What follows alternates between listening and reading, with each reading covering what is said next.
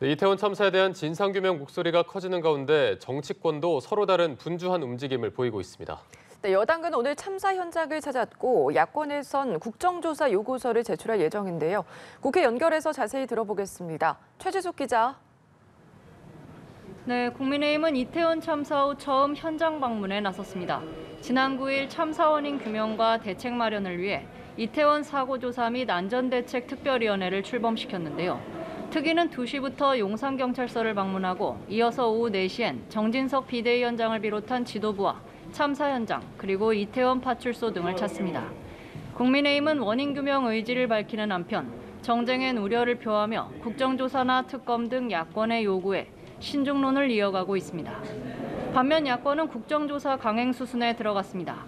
더불어민주당은 정의당과 함께 잠시 후 국정조사 요구서를 국회에 제출하기로 했습니다.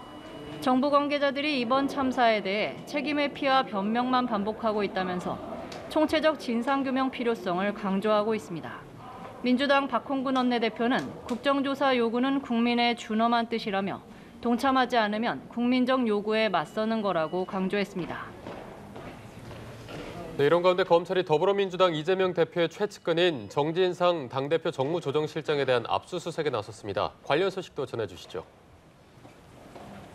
네, 그렇습니다. 여의도 민주당사 앞에서 민주당 관계자들과 대치하던 검찰은 오후 들어 변호인 입회하에 당사에 진입해 압수수색에 나섰습니다.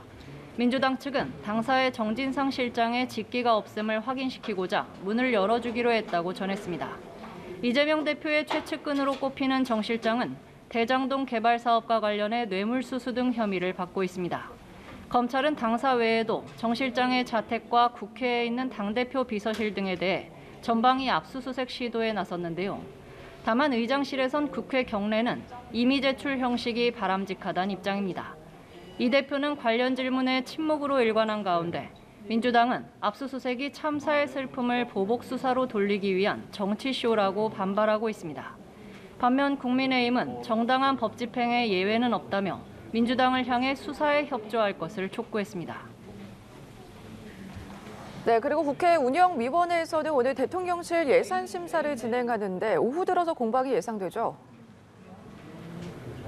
네, 그렇습니다. 국회 운영위원회는 어제 국정감사에 이어 오늘 전체 회의에서 대통령실 예산안 심사를 진행하는데요.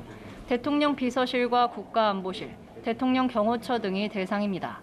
김대기 비서실장과 김성환 국가안보실장 등이 출석하는 가운데 오늘도 이태원 참사에 대한 설전이 예상되는 상황입니다. 더불어민주당은 정부 책임자 경질을 재차 압박할 전망인데요. 언론에 포착된 김은혜 홍보수석과 강승규 시민사회수석 간 필담을 놓고도 질타가 이어질 걸로 보입니다. 어제 대통령실 국정감사에서 김 수석과 강 수석이 웃기고 있네라는 필담을 주고받은 건데 두 사람은 사과에 나섰지만 퇴장 조치됐습니다. 여당에서도 부적절한 처사라는 지적이 나온 가운데 민주당 이재명 대표는 참사 진상규명이 우스운 일이냐며 대통령의 사과를 촉구했습니다. 지금까지 국회에서 전해드렸습니다.